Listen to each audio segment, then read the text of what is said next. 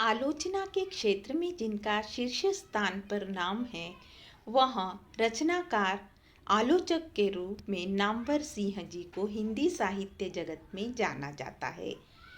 नामवर सिंह जी ने एक पत्र प्रस्तुत किया है जिसका शीर्षक है काशी के नाम। यह नामवर सिंह जी को हम देख रहे हैं। इन आलोचक नामवर सिंह जी का हम आज जीवन परिचय देखेंगे। नामवर सिंह का जन्म 28 जुलाई 1926 ईस्वी सन को बनारस वर्तमान के चंदौली जिला के एक गांव जियनपुर में हुआ था। लंबे समय तक 1 मई 1927 को उनकी जन्मतिथि के रूप में माना जाता रहा है और नामवर जी स्वयं भी अपना जन्मदिवस इसी तारीख को मनाते रहे हैं। लेकिन यह वस्तुतः स्कूल में नामांकन करवाते वक्त लिखवाई गई तारीख थी। उन्होंने हिंदी साहित्य में MA PhD करने के पश्चात काशी हिंदू विश्वविद्यालय में अध्यापन किया, लेकिन 1959 में चकिया चंदौली के लोकसभा चुनाव में भारतीय कम्युनिस्ट पार्टी के उम्मीदवार के रूप में चुनाव लड़ने तथा असफल होने के बाद उन्हें BHU छोड़ना पड़ा। BHU के बाद डॉक्टर नामवर सिंह ने क्रमशः सागर विश्वविद्यालय और जोधपुर विश्वविद्यालय में भी अध्यापन किया। बाद में जवाहरलाल नेहरू विश्वविद्यालय में उन्होंने काफ़ी समय तक अध्यापन कार्य किया। अवकाश प्राप्त करने के बाद भी वे उसी विश्वविद्यालय के भारतीय भाषा केंद्र में एमिरिट्स प्रोफेसर रहे। वह हिंदी के अतिरिक्त उर्दू, बांग्ला एवं संस्कृत भाषा भी जानते थे। इसीलिए साहित्य जगत में वे विविध भाषाओं में ज्ञाता के रूप में जाने जाते हैं। 19 फरवरी 2019 की रात्रि में नई दिल्ली स्थित एम्स में उनका निधन हो गया। उन्होंने हिंदी आलोचना को नई पहचान दिलाई। वह वास्तव में नामवर सिंह आलोचक के रूप में थे। प्रकाशित कृतियों को हम देखने जा रहे हैं।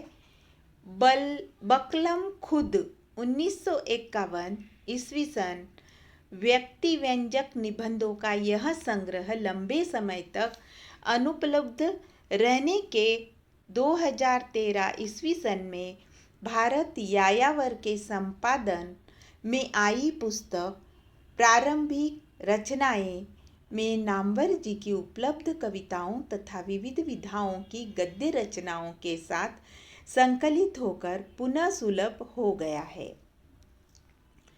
नामवर सिंह जी के शोध किए हुए ग्रंथों को हम देखेंगे।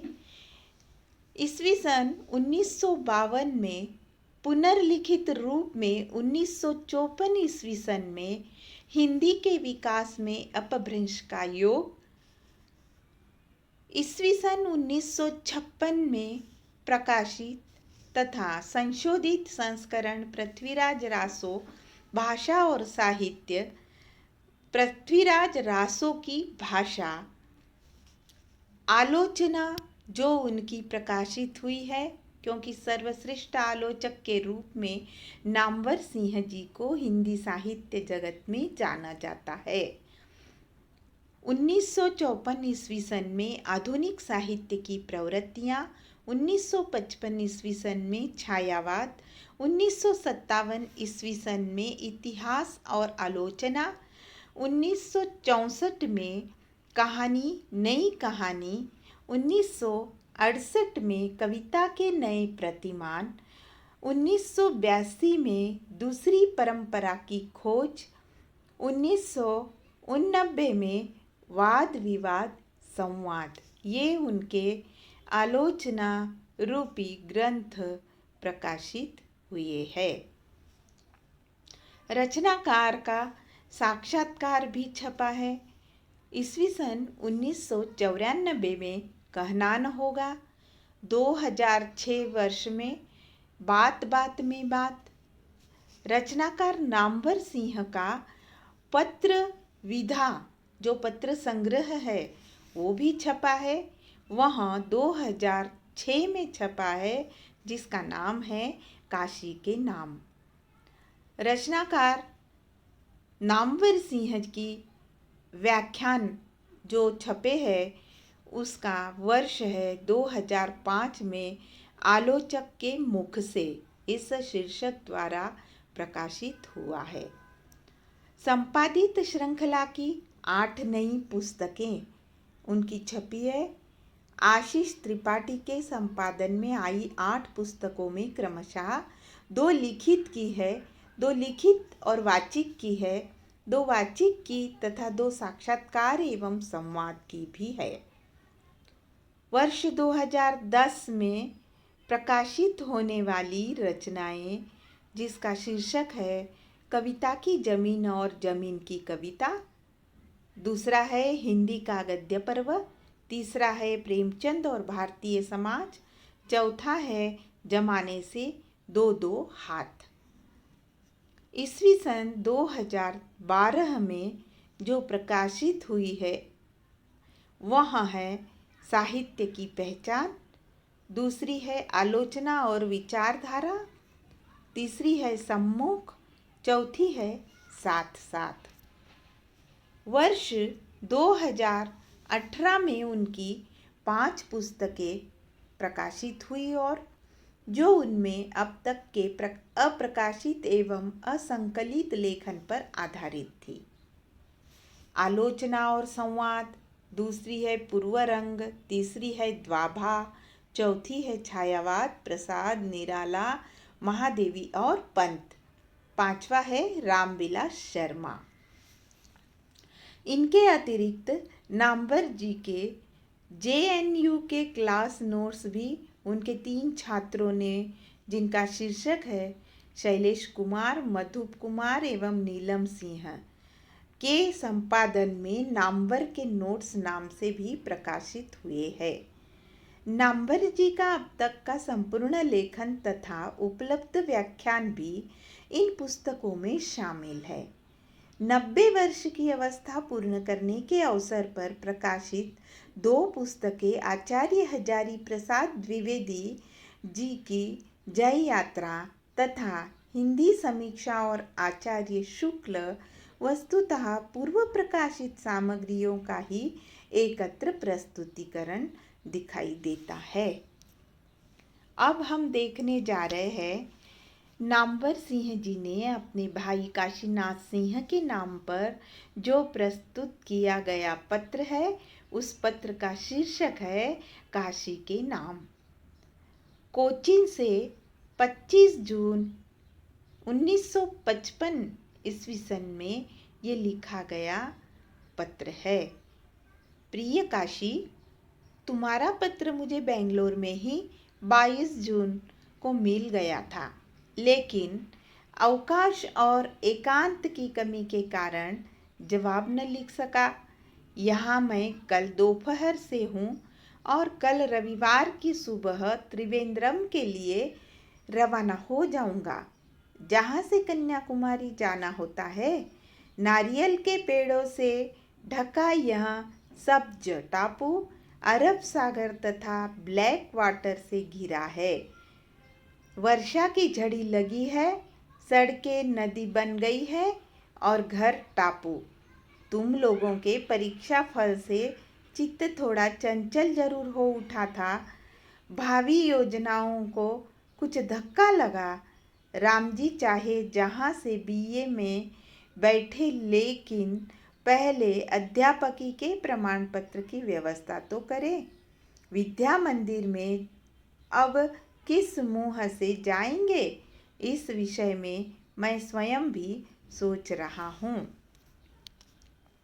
और तुम प्रथम श्रेणी न मिलना कोई दुखद घटना नहीं है। सवाल अब यह है कि BA में तुम प्रथम श्रेणी किस तरह ले अपनी ही तथा एमए किस तरह में करना है, अपने बारे में सोचना तुम्हें ही है। मैं केवल सलाह दे सकता हूँ। मैं नहीं चाहता कि हर समय तुम्हें मेरा मुंह देखना पड़े या नया कदम उठाने से पहले मेरी सलाह की ज़रूरत पड़े। अब तुम बच्चे नहीं हैं। अकबर तुमसे 7 साल छोटा था जब उसके कंधे पर सारे हिंदुस्तान का खतरों से घिरा हुआ साम्राज्य आ पड़ा था। आत्मनिर्भर बनो। आत्मनिर्भरता आत्मविश्वास की जननी है और आत्मविश्वास आत्मनिर्माण का जनक है। अंग्रेजी में एमए करने की बात यदि तय है तभी बीए में अंग्रेजी लो, अन्यथा अंग्रेजी लेकर बीए का भी डिवीजन चौपट मत करो। यह तो अभी से तय है कि अंग्रेजी लेकर तुम बीए में फर्स्ट क्लास नहीं पा सकते। इसके समानांतर दूसरा तथ्य भी है। यदि बीए में कुछ मिलाकर द्वितीय ही श्रेणी मिलती है तो फिर अंग्रेजी को छोड़ा क्यों जाए। कहीं ऐसा न हो कि प्रथम श्रेणी के लिए अंग्रेजी छोड़ दे और उधर वह भी न मिले। लतवो तर्क जाए और हतवो तर्क जाए। बाकी 2 विषय कल्चर हिंदी संस्कृत में से चुन लो। या तो कल्चर हिंदी संस्कृत ले लो या फिर कल्चर हिंदी अंग्रेजी। संस्कृत और हिंदी में से हिंदी ही अच्छी रहेगी। यह मेरा सुझाव भर है। अपना हित स्वयं सोचो। उत्तरदायित्व तुम्हारा है और तुम्हारा ही रहेगा। फार्म वगैरह पहले ही यानी निश्चित तिथि जो शायद 30 जून है तक भर देना। रुपए पिताजी से ले लेना। अपने पर सारी व्यवस्था मैं कर दूंगा। आने पर सारी व्यवस्था मैं कर दूंगा। फीस वगैरह दाखिल कर देना। मैं किसी भी तरह 8 जुलाई से पहले न पहुंच सकूंगा। पिताजी तथा माँ को चरण स्पर्श, विजय को स्नेह, गांव घर सबको यथा योग्य सस्नेह नामवर। इसी प्रकार से काशीनाथ सिंह अपने भाई जो रहे हैं नामवर सिंह जी को, तो नामवर सिंह जी ने अपने भाई को ये पत्र प्रस्तुत किया है। इस पत्र की विशेषता क्या है, इस पत्र का सार क्या है, वो हम देखेंगे। प्रस्तुत पत्र नामवर सिंह के द्वारा भाई काशीनाथ सिंह को लिखा गया ये पत्र है। यह पत्र काशीनाथ सिंह और नामवर सिंह दोनों भी साहित्यकार है। दोनों साहित्यकारों के बीच के वार्तालाप तथा पारिवारिक जिम्मेदारियां को दर्शाता है। भाई काशीनाथ सिंह को इस पत्र के द्वारा नामवर सिंह जी जो उनके भाई है उनको आत्मनिर्भर, आत्मविश्वासी तथा आत्मनिर्माण करने को कहना अपने आप में मौलिक रचना है। उनका यह संदेश आज जो नई पीढ़ी है उस नई पीढ़ी के लिए प्रेरक है। स्वयं की रुचि के अनुसार अपना रास्ता स्वयं चुनने को कहना एक श्रेष्ठ आलोचक के द्वारा दिया गया सही संदेश इसमें पाया गया है। हिंदी विषय के बारे में आत्मीयता नामवर सिंह जी को है, इसीलिए तो वो अपने भाई काशीनाथ सिंह को हिंदी विषय लेने के लिए आगे बढ़ा रहे हैं। केरल का प्राकृतिक सौंदर्य भी इस पत्र की मौलिकता को बढ़ाते हैं। इस पत्र में वहाँ का पूरा परिदृश्य प्राकृतिक रूप में जो देखा गया है उस दृश्य का भी अंकन किया गया है। तो इसी प्रकार से नामवर सिंह जी ने काशी के नाम इस पत्र को इसमें प्रस्तुत किया है।